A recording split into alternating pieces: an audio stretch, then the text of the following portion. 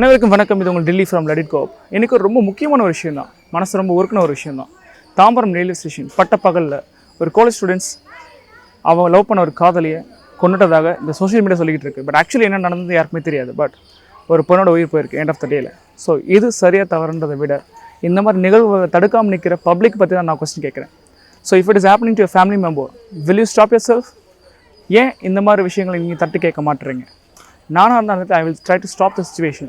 ராமச்சந்திரன்ற ஒரு college student ஸ்வேதான்ற ஒரு பொண்ணை தாம்பரம் ரயில்வே ஸ்டேஷன் என்ட்ரன்ஸில் வச்சு கொண்டு இருக்காங்க, மர்டர் பண்ணியிருக்காங்க, ஸ்டாப்டு பை நைஃப். இது லாயலான விஷயமா? இல்லை. So how the things is happening. இந்த மாதிரி ஒரு க்ரூவல் மூமெண்ட்டை ஏன் ஸ்டாப் பண்ண யாருமே தடுக்கிறது கிடையாதுன்றது தான் என்னோடய கொஸ்டின். ஸோ நல்லது விதைக்கணும்னு நினைக்கிறேன் நீங்கள் எல்லாருமே ஏன் அந்த கெட்டது தடுக்க நினைக்க மாட்டுறீங்க? ஸோ இதை என்றைக்குமே நீங்கள் ஃபர்ஸ்ட் ஆஃப் ஆல் ஒரு விஷயம் யோசித்து பார்த்தீங்கன்னா அடுத்த நிமிஷம் அந்த ஒரு உயிரை இழப்பை நம்ம தடுக்கலாம். நீங்கள் இவ்வளோ கம்ப்ளைண்ட் பண்ணுங்கள், ஸ்டாப் பண்ணுங்கள், அதெல்லாம் இல்லை. அந்த மொமெண்ட்டில் உங்களோட பவர் கொடுத்து அந்த இடத்த ஸ்டாப் பண்ணிங்கனாலே போதும். we can save a life. So this is the one which I want to say. இப்படிக்கு உங்களிடம் இந்த விடைபெறுவது உங்கள் Delhi from let it go. விதைப்போம், வழிகாட்டுவோம். நன்றி.